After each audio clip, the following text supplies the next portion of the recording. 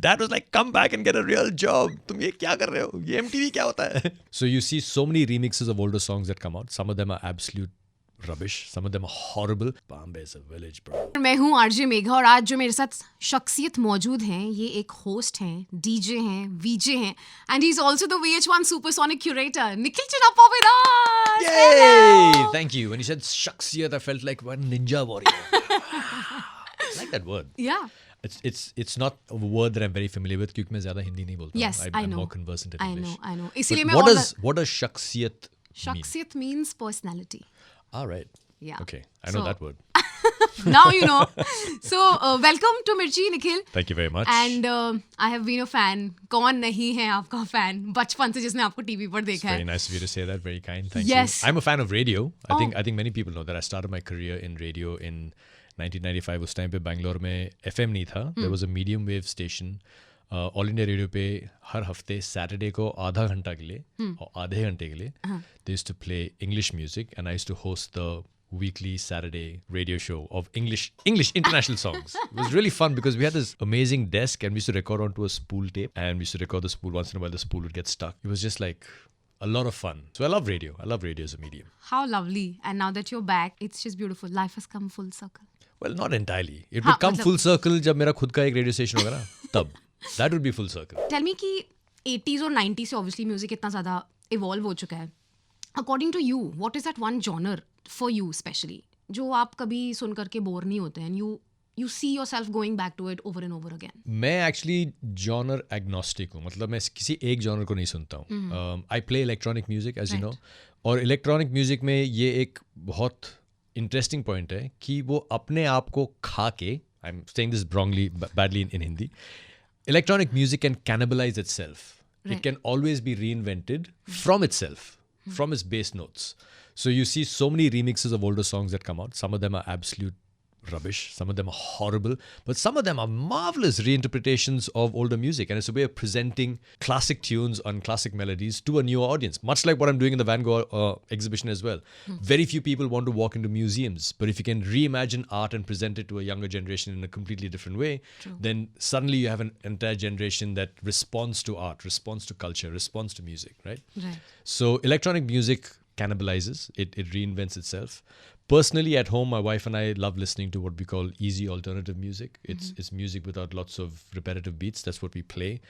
And, you know, as someone who's a fan of music, I always love listening to music that I would never play myself. But I grew up on a lot of heavy metal. I grew up on hard rock. But if I go even further back, I grew up on ABBA and Boney M. So I've got lots of different cultural influences. And I grew up in Agra, which means Bollywood music was always around the corner. The music from Sholay, the music from all the classic movies that we've loved so much, those were always on the radio around me all the time. Right. Since you mentioned remixes, are you a fan of remixes? Bollywood songs specifically? If a song is produced well, regardless of whether it's a remix or an original composition, then it's produced well.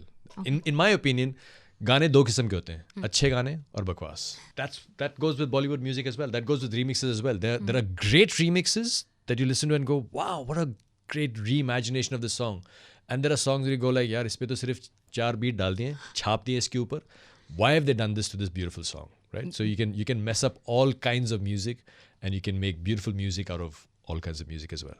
That's true. Do you recall any song, any remix song that you like recent times? Recently, no, but you know, I acted in a film called Shaitan. And Shaitan, there was this shootout sequence. No. I have to remember the name now. It was because my Khoya Khoya Chand. Oh yes. Khoya Khoya Chand, I think Mike McCleary, also known as the bartender, I think he reimagined that song. It was a beautiful reinterpretation of that song. And the way Vijay Nambiar conceptualized that in his head and shot it for that movie sequence was spectacular. I remember this one episode from Rodies, जहाँ पर there was this guy who was just trying, I think he was just faking that he was blind. Oh, he was faking it. Yes, yeah. And you asked him to climb down the stairs or just... No, the thing is, we actually Raghu and I spent about 45 minutes talking to this character and we weren't sure. और बातों में मैंने पूछ लिया कि तुम करते क्या हो? तो उसने कहा कि मैं योगा सिखाता हूँ. ठीक है, मैं कहाँ सिखाते हो? ऐसे बातों में. एक स्टूडियो है, मैं वहाँ पे जाता हूँ, वहाँ पे सिखाते हैं. अच्छा, तो स्टूडियो कहाँ पे है? बिल्डिंग में है? कहाँ? हाँ, बिल्डिंग में, बेसमेंट में. अच्छा, And obviously if you're blind, the one thing that you know कि किचन के लिए कितने steps है, बाथरूम के लिए कितने steps है, अगर तुम बिल्डिंग में रहते हो कि यहाँ पे रोड के या पेवमेंट में, you always know steps are numbers are going to be there in your head, right? That's logical. That's what at least I think that's logical. तो मैंने उससे पूछा कि अच्छा तो बेसमेंट में नीचे आने के लिए कितने steps हैं? तो उसने कहा कि 7 स्टेप हैं. मैंने कहा ठीक है. तो तुम कभी फर्स्ट फ्लोर पे गए हो, जो बेसमेंट के ऊपर जो फ्लोर है? उसने कहा हाँ मैं गया हूँ. तो वहाँ पे पहुँचने के लिए कितने स्टेप्स है? उसने कहा उतनी 7. I said SCREWED. She said, no, there are only 14 steps in this building. I said, Baba, the distance between 2 slabs in a building is, unless you're in a basement parking area, which is a little bit lower, is 9.5 feet is the bottom of the slab, and then 6 inches the slab. So 10 feet is the distance. And you're in a public building, the riser, which is the height of a step, is generally not more than 6 inches. In a home, it can go up to 7.5 also. But in a public building, it's not more than 6. So I said, we're in a hotel right now, and I'm telling you that this hotel is a public building.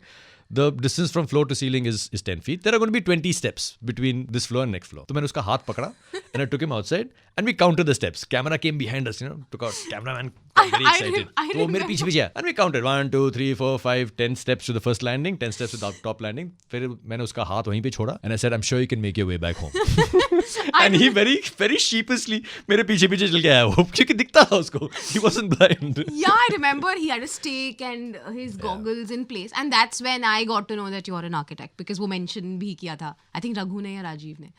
So that's one of the memories. It was fun, but it wasn't like I didn't intend to trap him on that question. It's just like in asking questions, you went like, oh, no. Like you have always been credited with popularizing EDM amongst youth. When did you think of becoming a pioneer here after you already made Splitsvilla and Roadies so famous? After speaking to me, does it look like I've ever thought of anything in my life? ये तो सब कुछ गलती से हुआ था. Because जब मैं Bombay आया from Bangalore because of MTV in 97. Bangalore has a very vibrant music culture. The dance music scene in Bangalore in the mid-90s was exceptional. And I've had people from Bombay come to Bangalore and look at the nightlife scene in Bangalore in the late 90s and say ki, bhai, Bombay is a village.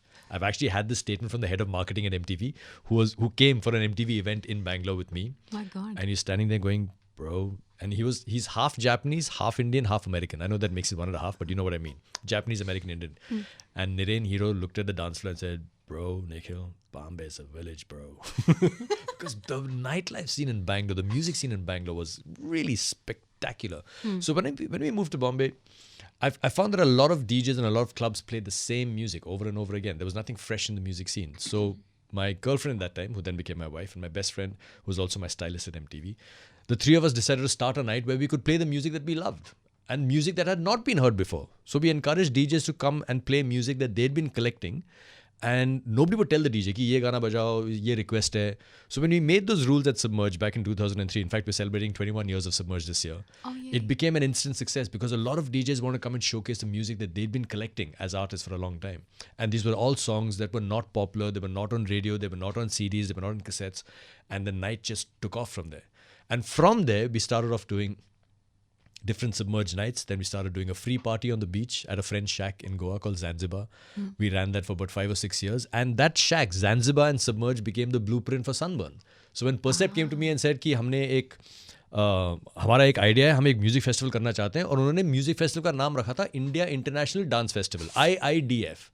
तो मैंने उनसे कहा कि भैया ये तो एक Bharatanatyam conference जैसे साउंड करता है, ये doesn't sound like a music festival. They said, अच्छा, so what shall we name it? So I came up with the name Sunburn. I came up with the idea of having multiple stages. I booked all the DJs that year. And then 3 years later, Percept said कि ये festival हमने बनाया है. भैया आपने खड़ा किया है, मगर उसका पूरा concept and the ideation all came from Submerge, from the Submerge music community that was online, because a lot of the ideas came from there as well.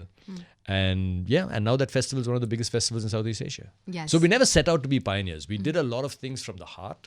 We did a lot of things based on our experience of traveling the world and going to Ibiza and bringing DJs and the music from there. And then we said कि हम खड़ा करें यहाँ पे. और जब हमने किया था उस टाइम पे, बहुत लोगों ने कहा कि ये चलेगा नहीं इंडिया में, क्योंकि इंडिया में तो सिर्फ बॉलीवुड चलता है, ये तो बिल्कुल नहीं चलेगा. तुम एक इलेक्ट्रॉनिक म्यूजिक फेस्टिवल कर रहे हो, इसमें एक भी बॉलीवुड आर्टिस्ट नहीं है, कभी नहीं चलेगा. And look at where we are now. That's true. Wow, that's a very inspiring story, Nikhil. मुझे बताइए, आप DJing की बात कर रहे थे. How many years has it been that you've been DJing? Like, I've been DJing. My wife taught me to DJ. I keep mentioning her because she actually is the real pioneer in the scene, Pearl. And Pearl taught me to DJ back in 2003, 2004, right after we set up Submerge. Oh, it's been more than 2 decades now. Yeah. जब आप किसी भी festival में होते हो आजकल, you see people with their phones, like they are making a video, या वो torch खोल करके they are just waving. And then we also talk about how living in the moment is a must. So for you, what is मतलब आप क्या prefer करते हो? I think people should do whatever they feel like doing because that's what being at a music festival is all about. It's about being yourself, whatever version of yourself you want to be. If you're that kind of person who wants to spend 8 hours at a music festival and shoot 7.5 hours of content, that's you. That's fine. That's absolutely fine. But I have said this on the microphone. मैंने बहुत बार कहा कि ये जो videos आप लेते हो ना, I don't think that anybody goes back and looks at those videos again. तुम record कर लेते हो, बाद में देखता कौन है? कोई नहीं देखता है. So you might as well enjoy the moment. हमारे पेरेंट्स को हमारी जो प्लेलिस्ट होती है उससे हमेशा ही दिक्कत होती है कि भाई ये कैसे गाने सुन रहा है हमारा बच्चा. So when you introduced मतलब आपने जब EDM कंज्यूम करना शुरू किया होगा, so how was your parents' reaction? My parents had no reaction. They've always allowed me to explore whatever facet of art or culture that I've wanted to do. They never said कि ये करो, वो मत करो, ऐसे करो. But they've brought me up well, I think. They brought me up with some values. And the thirst to explore things has always been there. I think that's more, so that extends to adventure activities, that extends to travel and going to different places around the world, and that extends to the music choices that I've made in terms of what I listen to as well. Lovely. Supportive parents का होना as an artist बहुत ज़्यादा. Yeah, but they found it difficult to understand what MTV was when I first joined because I'm an architect and Dad was like, come back and get a real job. तुम ये क्या कर रहे हो? ये MTV क्या होता है? कब तक करोगे? I remember this. And then I was on MTV for 23 years. Like, bizarre. Since you mentioned, Nikhil, that you've been a part of MTV for 23 years and उस दौरान आपने बहुत सारी चीज़ें करी है. Like you've been a VJ, फिर आप Rodies पर थे and Splitsvilla में भी थे आप.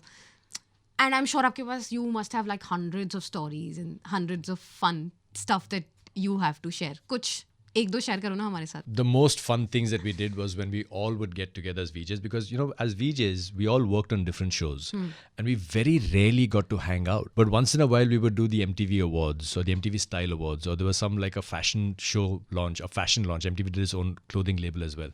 And when all the VJs would get together, those were the most fun times we ever had. Yeah. We did a lot of fun stuff while traveling as well. I mean, I loved going to New Zealand and doing my first bungee jump over there. I loved going to Vegas and doing skydiving. I loved the first time I traveled abroad was for the MTV Music Awards in LA. I'd never traveled abroad in my life and MTV made a lot of things possible in my life. MTV gave me a platform to talk about the music that I love, which was dance music. Even though MTV played a lot of Bollywood music, being a part of MTV and being a part of that family opened a lot of doors for me. And I'm always grateful to the people who first took me into MTV and to the channel itself.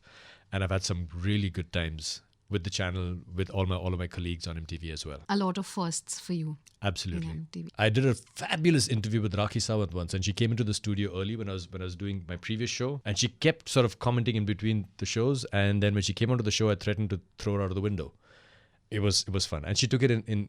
I meant it. I meant I would throw her out of the window, but she took it in really good humor, and I think she's a terrific, fantastic personality, and it has been one of my favorite interviews till date. Yeah, अब तो ये मुझे YouTube पे जाके देखना पड़ेगा. All of those old shows are gone, sadly. I have nothing to show my daughter of all the stuff that I did back in the day. All the shows, we used to recycle tapes back then because सारे shows tapes पे छपते थे, and all those tapes used to get recycled every 3 months. So all the old shows are gone. और archives में भी कुछ नहीं मिलेगा. गिन चुन के कुछ shows हैं जो they were like flagship shows like the MTV Style Awards या some iconic interviews. वो गिन चुन के मिलेंगे, उसके अलावा तो कुछ नहीं है. चलिए इस दुख दर्द से आगे बढ़ते हैं. Painful, very painful. 23 years on MTV and nothing to show for it except Rodies. Except Rodies, yeah. When I'm shouting at people, "Tu banega Rodi! Tu banega!" That's not what I want to show my daughter. She'll eventually get to know that my dad has done this as well. Vh1 Supersonic is just around the corner. So Yes. excited. Please tell us, how did you curate it?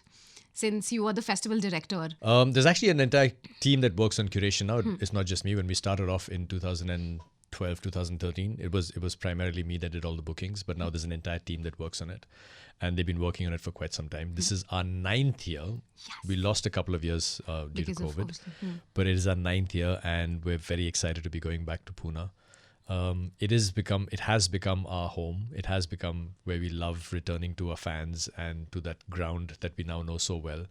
And this year we've got a fantastic lineup. As always, it's a very diverse lineup that has lots of different genres, sounds, artists from different backgrounds and singing in different languages. And besides the music, a lot of people tell me that, Nikhil, I'd like to come for the festival, but the music is not my scene. And I keep telling them the music is only the bedrock of the festival. Supersonic actually is a vibe. Right. It's not just a music festival. People who've come to Supersonic many times will tell you that it's their favorite festival because of the way the entire festival is presented. Not just the music, but the food, the drinks, the vibe, the decor, and the kind of people that come to Supersonic. They're very different from a lot of the other festivals that happen in the region as well. So it is a vibe that we enjoy being a part of. The Super crew is most excited. In fact, they're at the festival site right now. Yeah. They're doing the build, and everybody's looking forward to Friday when we open our gates and we welcome back our Super family. Yay. Should we call it Indian Tomorrowland? No. No. Because, one of the things that I've always been against as a very proud Indian is that we don't need to be a copy of anything else. Right. When I first built Sunburn in 2007, we actually had an offer from a global festival called Global Gathering saying, why don't we do Global Gathering India? And I outright rejected it. And I said, no, we don't need to do that. We can build our own festival. The same thing happened when I went and spoke to Viacom, and they were in conversation with another international company that I will not name right now, and they wanted to come and set up an Indian thing. And I told my partner that time, Jaideep, and I said, Jaideep, I built Sunburn, you're Viacom, we can build our own festival. We don't need to be another something else. And that's something that I passionately believe in. In fact, I'm now part of another Van Gogh show that we're doing in Chennai. Oh, wow. And this Van Gogh show has been built from scratch by Indians. Please bring it to Mumbai. It has to come back to Mumbai because the one that was in Mumbai, I was a part of that as well. And I was really unhappy with the level of production that we kind of executed. And it just made me feel like, listen, we're from India. We don't need a third world presentation of an international product. So the festivals that we do, from a tech point of view, from a sound point of view, from a presentation point of view, we are world class, absolutely. So we don't need to be the Indian Tomorrowland. We just want to be Supersonic. Super. No comparisons whatsoever. Thank you so much, Nikhil. It was such a fun chat. मुझे बेहद मजे आए. I enjoyed it too. Thank you. And I hope you all the luck. And I really hope that I can visit Supersonic. Just get into a car and come. It's down the road. It's literally like you start from here, you turn left, and it's one road. Aye, aye, Captain. Brings you straight to Pune. Super. Thank you, Nikhil. Thank you for having me.